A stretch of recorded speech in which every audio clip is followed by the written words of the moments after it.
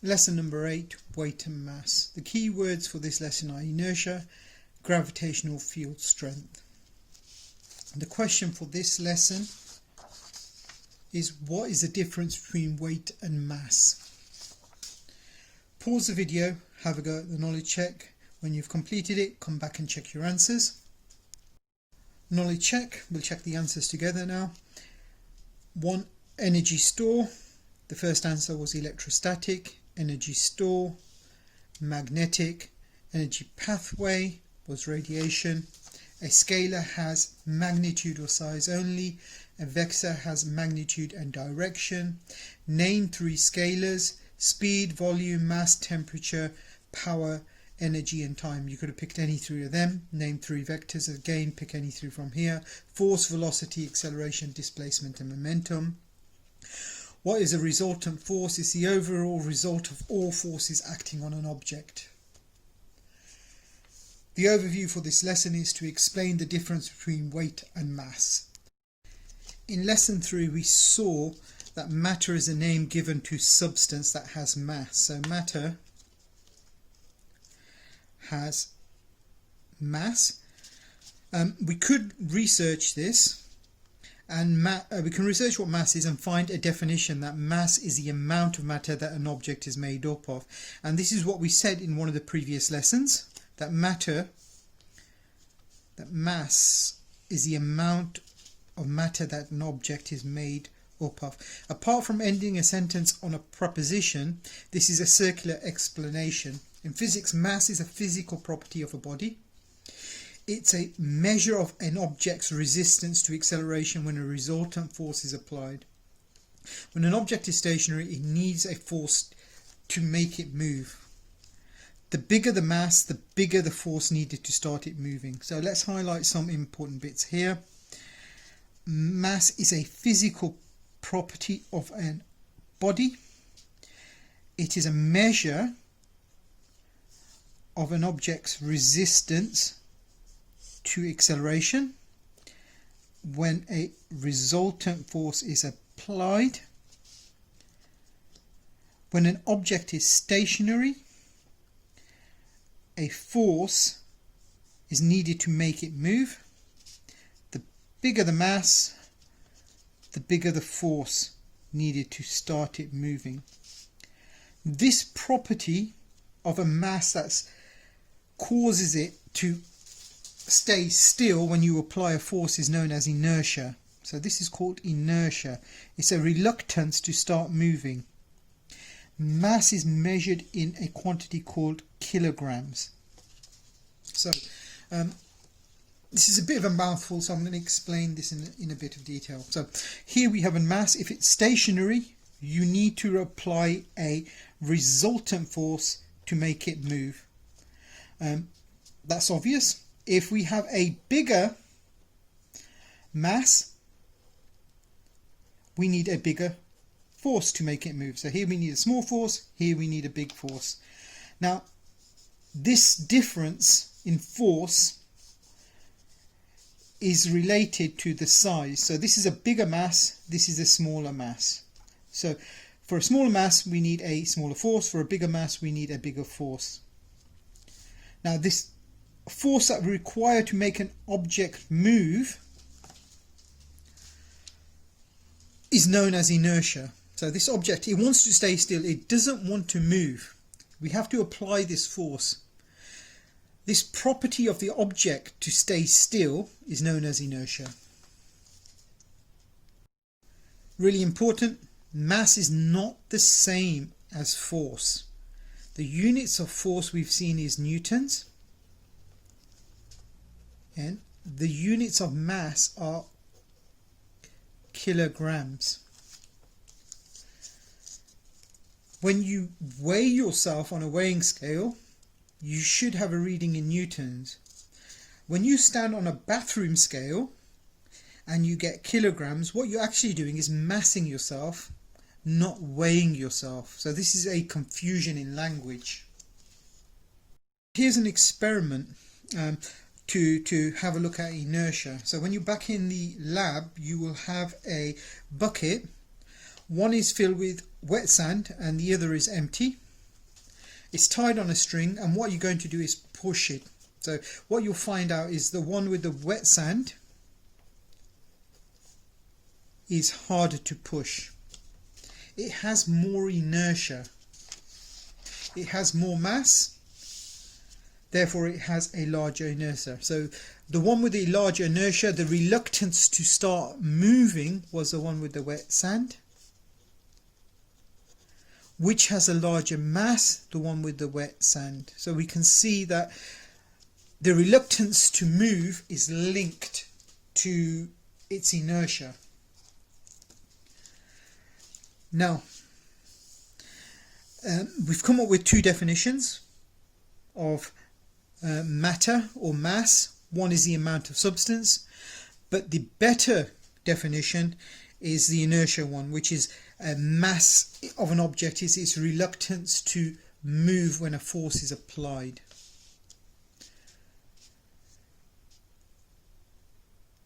Experiment 2 you will carry out in the lab, so let's move on to weight. The above experiments describe inertial mass, but mass also determines the gravitational attraction. If we hang an object from a spring balance, we can feel the earth pulling the object down. This pull is called gravitational force. I'm going to summarize that really quickly. So if we have an object, around this object we have an invisible field, a gravitational field. This gravitational field has some properties. So if we put another mass near it, masses will be attracted to each other. So it's an attractive force. All objects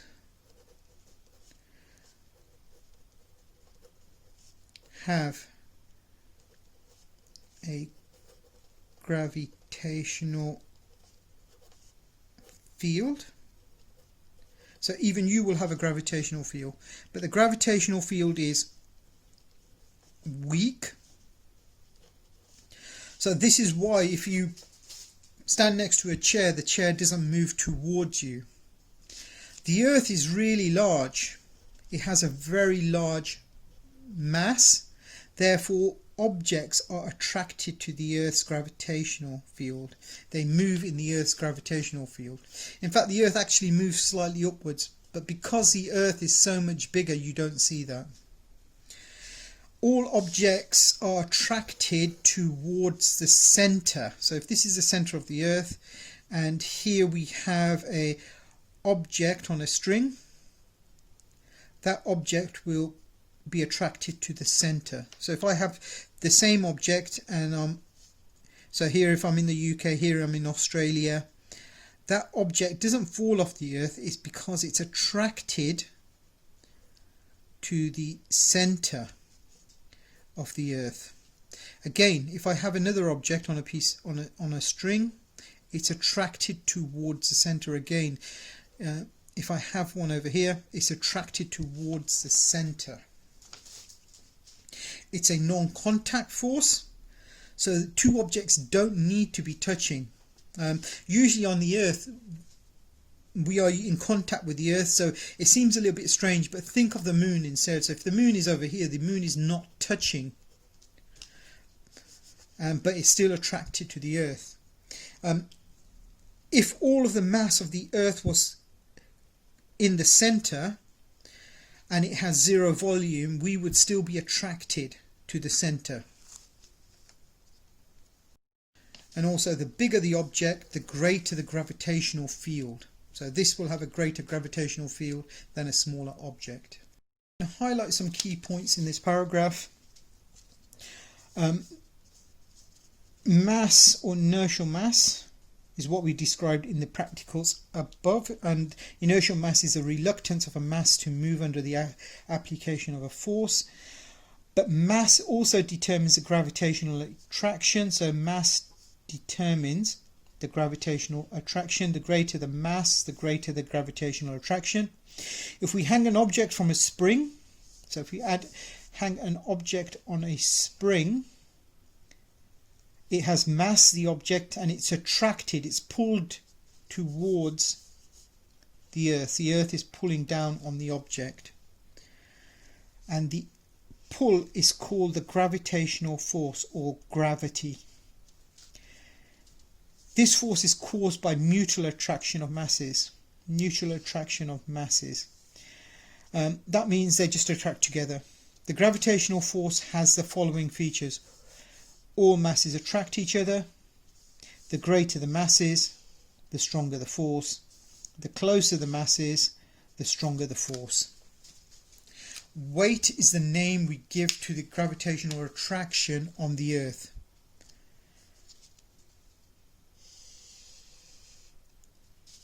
It is measured in newtons. Remember, it's a force, okay? It's a force. It is not your mass. Mass is measured in kilograms. When you come back into school, you will try this practical, but I will describe this practical to you now. We use what we call a Newton meter.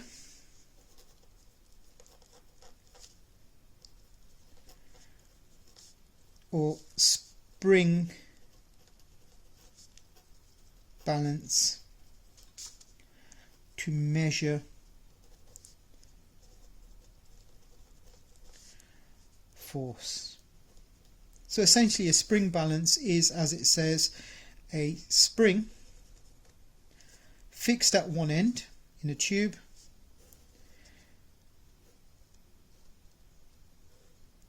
with a hook on one side. You place your mass on one end of the hook. The Earth's gravitational field attracts it, so gravity pulls this down. This mass has a force, weight, due to the gravity. So you pull it down and the spring moves. The greater the mass, the more the spring extends. So we can use this extension to know what the force is. We can convert the values of mass into force using this spring. So this is what a spring balance is, or it's called a Newton meter. For this practical, what we're going to do is just take different objects. You're going to put them on a top pan balance. A top pan balance. So remember in lesson in the first booklet, in the introduction, we saw a top pan balance. We use a top pan balance to measure the mass of an object, and it will read in grams or kilograms.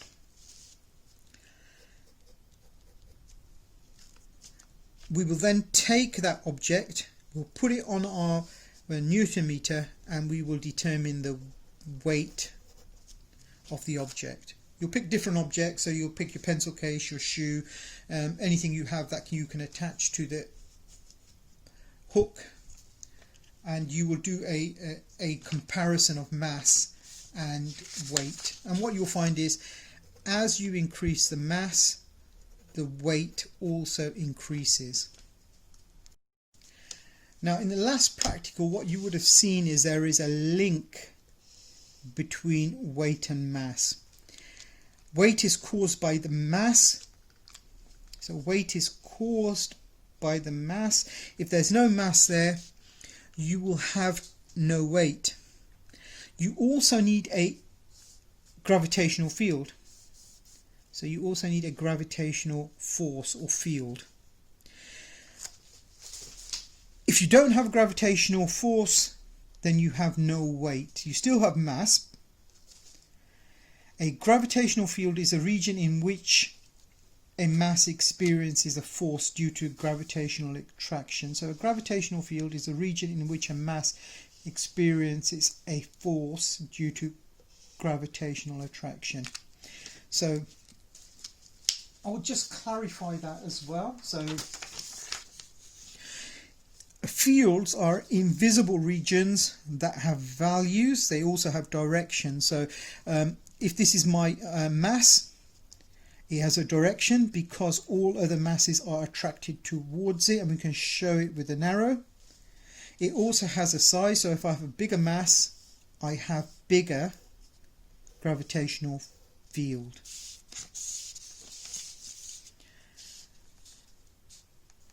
Without the gravitational field, you have no weight, sorry. Again, the field is invisible and it's just a region around a mass. It's a modelling idea we use to help us do calculations. So the Earth has mass, it has a gravitational field around it. And when you do this practical, what you will have noticed is that the weight of the object is roughly 10 times the mass near the Earth's surface. As you move away from the Earth, the actual gravitational field becomes less, but at the moment we're not interested in that. We're just concerned about the gravitational attraction at the Earth's surface. An object that has a mass of 1 kilogram will have a weight of 9.8 newtons, so which is roughly about 10 newtons. We can link these two together, weight and mass. Weight equals mass times gravitational field strength. So again, we can put this in symbols. Weight equals mass times gravity. So remember, when these two are together, it means mass times gravity.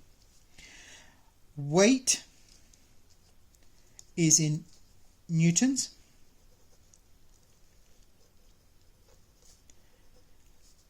Mass M is in kilograms.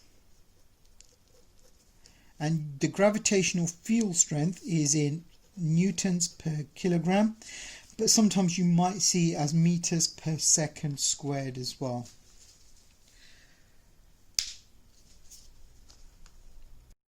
We're asked to complete this table, okay, using this relationship. So if the mass is 1, we multiply it by 10, the gravitational field strength, 10 newtons per kilogram, and we get the weight. So let's go through the answers of the first one. 1 times 10, the weight is 10 newtons. 25 times 10 is 250 newtons. 152 is 1,520 newtons. Now, to get the mass from the weight, we can rearrange the equation, okay? And if we rearrange this equation, I'm just going to give you this, you don't need to know it at the moment, but mass is equal to weight divided by the value of gravity. So we just divide the weight by 10 to give us the mass. So we go backwards. So to get the mass, we divide by 10. So we divide by 10, the mass will be 1 here, it'll be 2.8 kilograms here, and here it will be 100 kilograms. Sorry, 100 kilograms. Now I'll have a go at the final knowledge check. Come back and check your answers when you're finished. Pause now. The answers, your mass is 6 times less on the moon. That's false. Your mass stays the same. Your weight is what changes. Your weight is caused by gravity. That's true. If you chopped your arms off, your mass would stay the same. That's false. You still have mass even in deep space. That's true. An object with a mass of 50 kilograms would have a weight of 400 on the Earth. That's false. It would be nearer 500. A 100 kilogram rock weighs 1,000 newtons on Earth. That's true. A 100 kilogram rock weighs 160 newtons on the moon. On the moon, gravity is 1.6 newtons per kilogram. That's true. All objects have inertia. That's true as well. Okay, we were asked some questions about gravity on different planets. Remember, gravity is dependent on the size of the mass. So the moon is smaller than the Earth. So this is a moon. And the gravity on the moon is 1.6 newtons per kilogram. So you weigh less on the moon. On the Earth, it's about 10 newtons per kilogram. And if you go to some of the larger planets like Jupiter, which is a gas giant, the value of gravity is about 26 newtons per kilogram. So your weight changes dependent on where you are in the universe. If you go into deep space, where there's no other planets around you, your mass will be zero. So, sorry, your weight will be zero, not your mass, sorry. Your weight will be zero because there's nothing there to attract you. There's no gravitational force to pull you. Now, mass in its most basic terms, as we learned as a definition, is what you're made up of, the particles. We also talked about in terms of inertia, but for now we'll just stick to this idea of particles. Now, if you are made up of two particles and we take you from the moon to the earth, you will still have those two particles. Okay, as long as you haven't changed anything about you, you will still be made up of those two particles. So your mass remains constant. If we take you to Jupiter, those two particles will still be the same. So your mass will still be the same. So mass remains constant. Your weight will change. That's an important distinction between the two. One is a force and one has a different definition depending on which one you want to use.